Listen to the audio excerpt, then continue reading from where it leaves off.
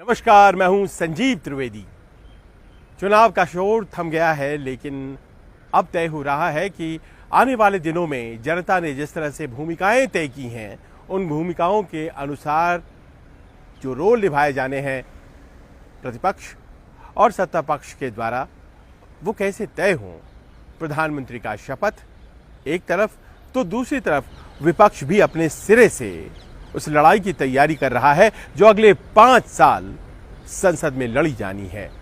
मैं इस वक्त देश की संसद के ठीक बाहर खड़ा हूं और बैठक हुई है कांग्रेस संसदीय दल की, और प्रश्न यही सबसे बड़ा प्रश्न कि क्या राहुल गांधी के ऊपर जो जिम्मेदारियां दी जा रही हैं वो उसे संभालेंगे, खासतौर से ऐसे में जबकि वो सबसे ज्यादा विपक्ष के मुखर चेहरे के तौर पर अपनी पहचान बना चुके हैं, और उस पहचान को उनसे कहा जा रहा है कि आप संसद के भीतर भी शिद्दत से जिएं।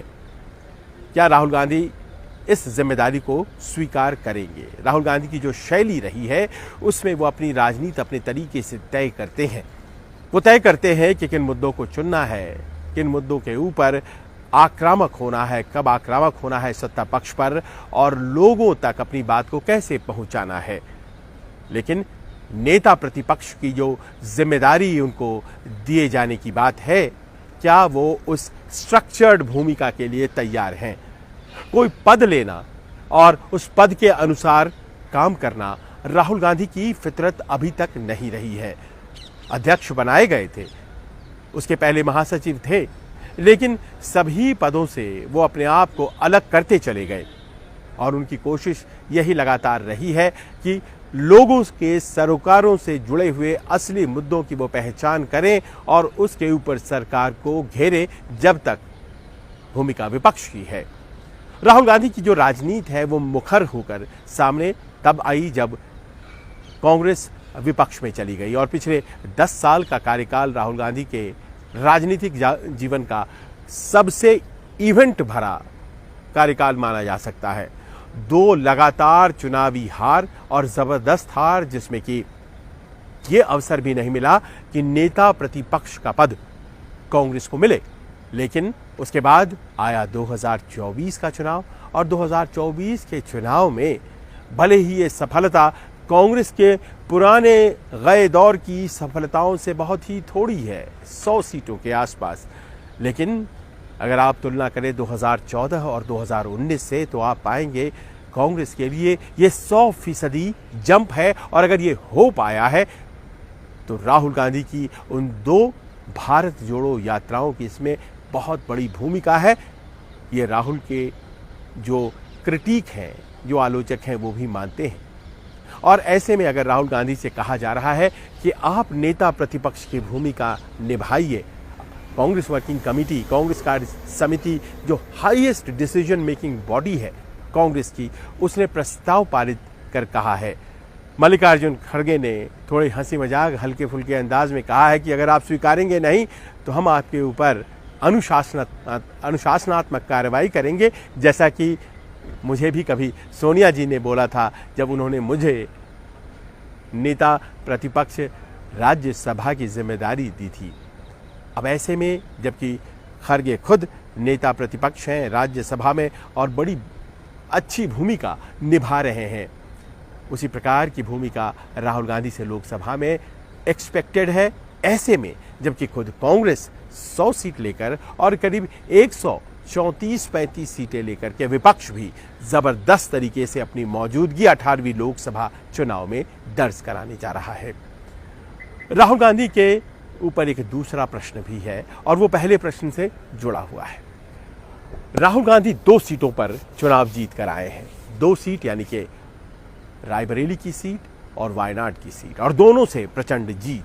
वायनाड ने उनका तब साथ दिया जब उनकी हार हो गई अमेठी से साल 2019 में, और वो 2019 में वायनाड से जीत कर आए थे और लोकसभा सांसद इस तरह से वो रहे। लिहाजा लोकसभा सांसद के तौर पर उन्होंने अपनी सिटिंग सीट फिर से लड़ी, वायनाड जीता, और लोगों ने विश्वास उनमें व्यक्त किया बावजूद इसके कि वहां पर एनी राजा यानी कि सीपीआई सुप्रीमो डी राजा की पत्नी वो चुनाव लड़ रही थी, लेकिन उन्होंने वहां चुना राहुल गांधी को।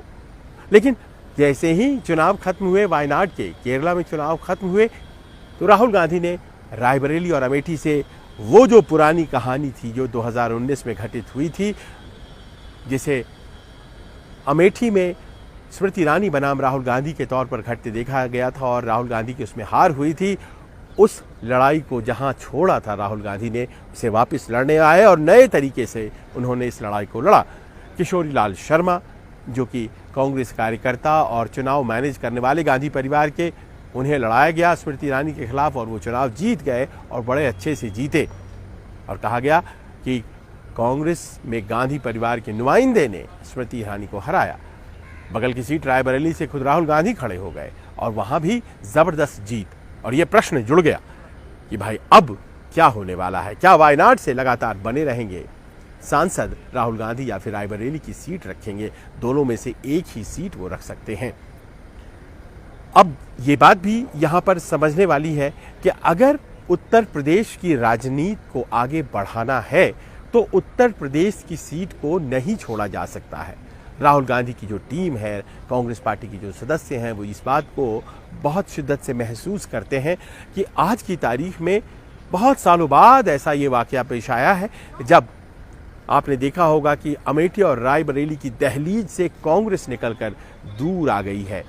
इमरान मसूद सहारनपुर से चुनाव जीत रहे हैं और इस तरह के और भी कई लोग जो चुनाव जीत करके आए हैं। कांग्रेस की संख्या बढ़ी है और ऐसे में जबकि फैलाव देखा जा रहा है कांग्रेस का उत्तर प्रदेश में, क्या राहुल गांधी का रायबरेली से चले जाना और वायनाड की सीट रिटेन कर लेना पार्टी के लिए सही रहेगा?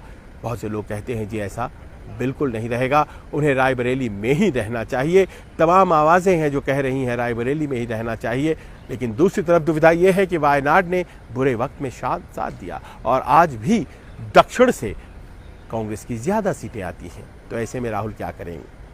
अब हमारी जानकारी भी आप सुन लीजिए। हमारी जानकारी ये कहती है कि आने वाले दिनों में जो चैलेंजेस हैं, जो चुनौतियां हैं, वो उत्तर में ज़्यादा हैं, उत्तर प्रदेश में ज़्यादा हैं। लिहाजा राहुल गांधी अगर यहाँ से चले जाते हैं तो पार्टी में रणनीतिकारों का मानना है कि ये सही नहीं रहेगा और ऐसे में कार्यक्रम यही है कि वायनाड की सीट छोड़ी जाएगी।